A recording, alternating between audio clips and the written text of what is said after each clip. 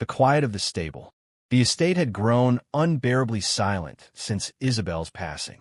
Ethan Caldwell had once found comfort in the steady rhythm of hooves, in the lone nickers of horses waiting for his hand. Now, even the animals seemed unsettled, mirroring his own unrest. They kicked at their stalls, paced in tight circles, or whinnied at shadows as though demanding the calm that had died with her. Ethan moved through the barn in silence, his boots heavy against the wood. Grief clung to him like damp air, slowing every gesture. He had spent months trying to regain control of the stables, but the horses recoiled from him, picking up on the tension that twisted inside his chest. He was a man who had lost not only his wife, but also the rhythm of his life. Isabel had been the heart of everything. Her laugh had carried through these beams. Her presence had softened the horses just as it had softened him.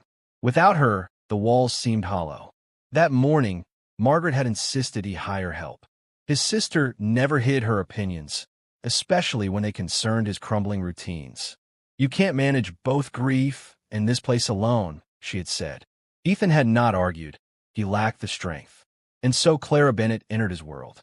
She came quietly, carrying no grand introduction, just a steady step and a voice meant more for the animals than for him. She was younger than he expected, late 20s, maybe, her hair pulled back in a simple braid, her clothes plain, the kind that welcomed dirt and work without complaint. She did not look at him with pity, and that alone set her apart. The horses stilled when she approached.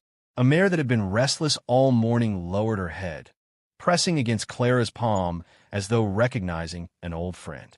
Clara murmured something too soft for Ethan to catch, and the animal's shivers eased. It was the first moment of peace in months. Ethan stood in the doorway, arms folded, watching.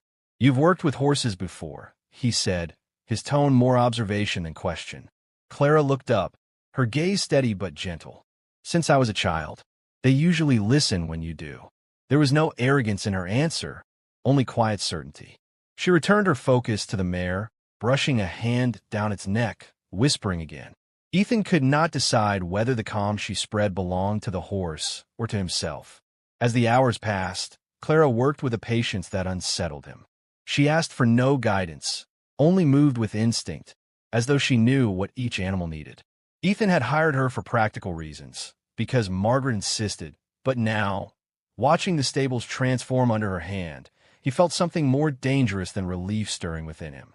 By late afternoon, the barn carried a different rhythm. The horses chewed their hay without fuss, tails swishing in unison, as though a storm had passed. Ethan found